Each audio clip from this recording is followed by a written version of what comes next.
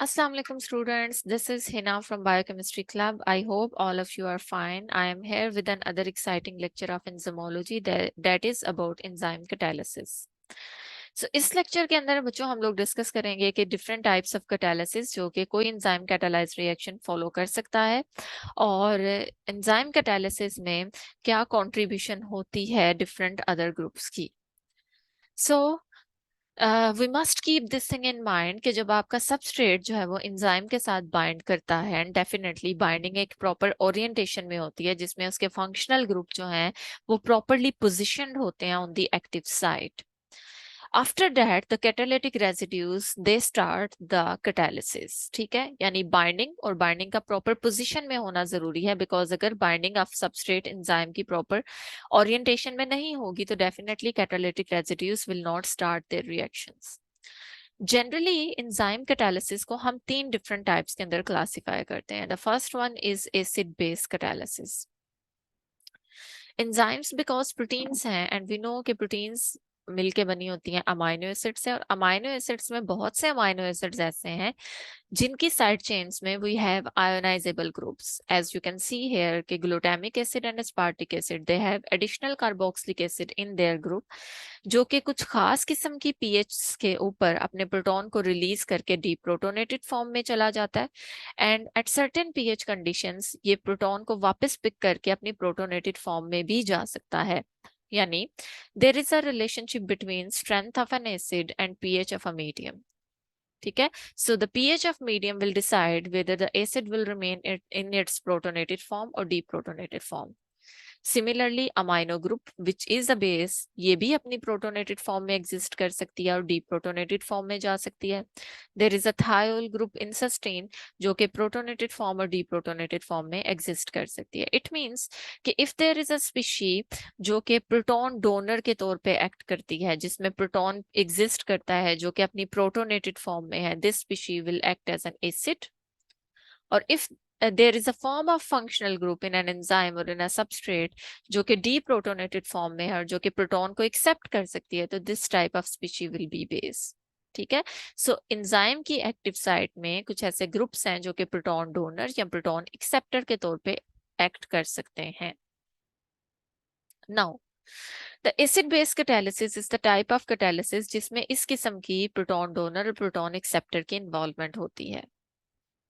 Now in most of the time आपका जो catalytic mechanism है उसमें स्पेसिफिकली वाटर मॉलिक्यूल यूज होता है एज अ प्रोटॉन डोनर और प्रोटॉन एक्सेप्टर। ठीक है, यानी इस टाइप ऑफ कैटालिसिस में सिर्फ और सिर्फ जो प्रोटॉन और ओएच नेगेटिव आयंस हैं वो कहाँ से लिए जाते हैं, वाटर से। अगर तो एसिड बेस कैटालिसिस एक स्पेसिफिक मॉलिक्यूल जैसे इस केस में वाटर मॉलिक्यूल पे डिपेंडेंट है for protons and O H negative ions तो इस एसिड बेस कैटालिसिस को स्पेसिफिक एसिड बेस कैटालिसिस कहा जाता है। And if the acid base catalysis is the type of acid base catalysis जिसमें इनमें से किसी भी किस्म का जो जनरल साइड चेन है किसी भी अमाइनो एसिड की वो प्रोटॉन डोनर या एक्सेप्टर के तौर पे यूज हो सकती है, there is not specific requirement for proton और ओएच नेगेटिव आयन, तो इस किस्म की कैटालिसिस को जनरल एसिड बेस कैटालिसिस कहा जाता है। So most common type of catalysis जो कि आपको एंजाइम कैटालाइज रिएक्शन में नजर आती है वो एसिड बेस कैटालिसिस है। और ऐसा जरूरी नहीं कि एक एंजाइम एक ही मैकेनिज्म या एक ही कैटालिसिस टाइप को शो करे।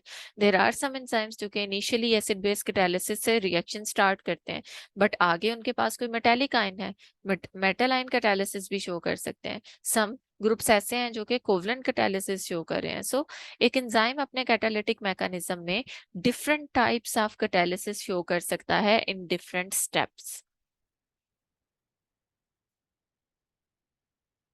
This is the example of an acid base catalysis जिसमें आप देख सकते हैं कि आपके पास this is a particular group. Generally मैं इसको स्पेसिफाई नहीं करूंगी लेकिन सिंपली आपको ये चीज मेंशन करने जा रही हूँ कि there are some group, suppose कि वो रिएक्टेंट्स में है या आपके एंजाइम की एक्टिव साइट में है, but there are some groups जो कि प्रोटॉन को डोनेट कर रहे हैं, देर आर सम ग्रुप्स जो कि प्रोटॉन को एक्सेप्ट कर रहे हैं। प्रोटॉन का रिमूवल, प्रोटॉन की एडिशन उस पूरे मैकेनिज्म में आपको नजर आ रही है। ठीक है, सो कैटालिसिस की ऐसी टाइप जो कि एसिड और बेस को यूज करती है, जो कि प्रोटॉन डोनर और प्रोटॉन एक्सेप्टर स्पीशीज को यूज करती है, उसे एसिड बेस कैटालिसिस कहा जाता है। The second type of catalysis is covalent catalysis.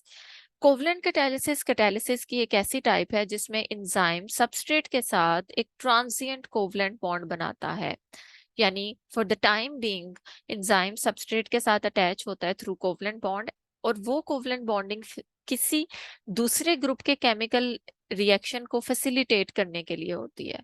ठीक है, यानी एक स्मॉल इंटरवल ऑफ टाइम के लिए है, परमानेंट कोवलेंट बॉन्ड नहीं है। This type of covalent bond is transient covalent bond just to make a particular bond weak or to facilitate the attack of a particular group. जैसे इस case में आप देख सकते हैं कि there is a substrate A and B जो कि आपस में लिंक्ड हैं एक पर्टिकुलर बॉन्ड के थ्रू, और एक वाटर मॉलिक्यूल इन दोनों को ब्रेक करके ए को सेपरेट कर देता है from B.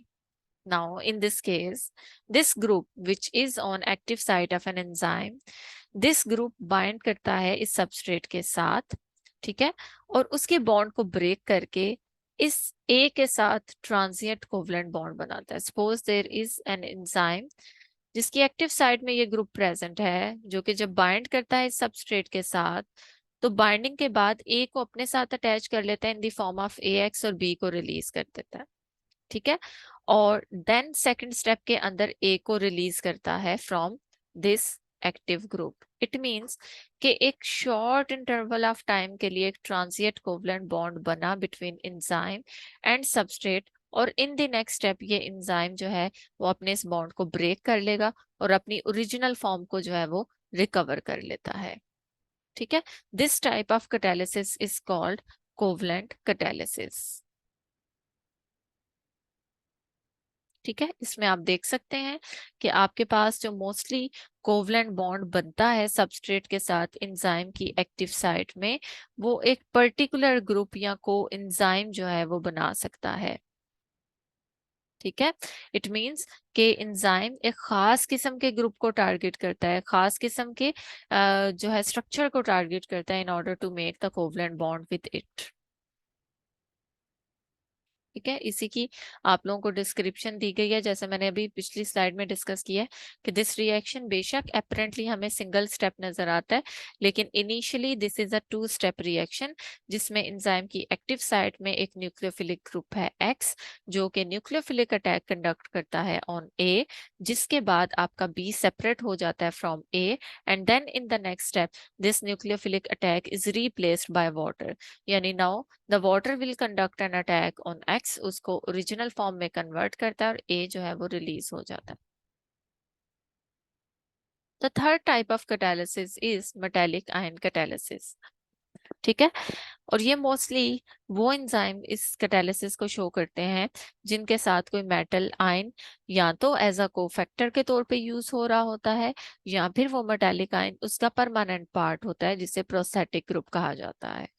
Now, the metal ion substrate और enzyme के दरमियान sometime interaction बनाने में important role play करती है. As you can see here, this is an example of enzyme Rubisco जो कि bind करता है substrate ribulose 1,5-bisphosphate. Now, this is the active site of an enzyme having lysine, aspartic acid, glutamic acid and histidine. But substrate को bind करने के लिए these amino acid residues they harness magnesium ion. Magnesium ion को use करते हैं और ये magnesium ion इस substrate को enzyme की active site में एक proper orientation या एक proper position में पकड़ के रखता है, जिसके बाद lysine इसके ऊपर attack conduct करता है. इट मींस अगर मैग्नीशियम ना होता तो ये सबस्ट्रेट एक प्रॉपर ओरिएंटेशन में एंजाइम की एक्टिव साइट में बाइंड नहीं कर सकती थी. So this type of catalysis is metal ion catalysis because इसमें एक मेटल आयन जो है वो कैटालिसिस को फैसिलिटेट करता है. Now The next point is the two types of models which explain the structure and the working of enzymes.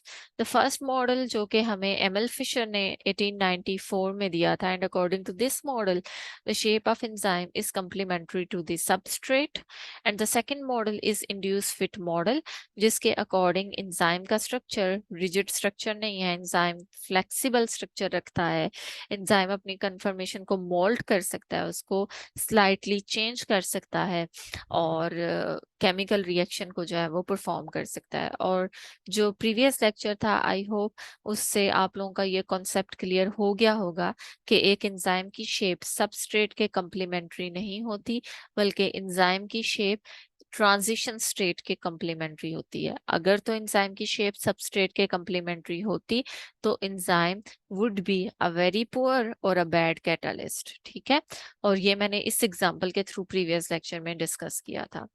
Thank you so much for your attention. आज का लेक्चर यहीं पे एंड हो रहा है। इंशाल्लाह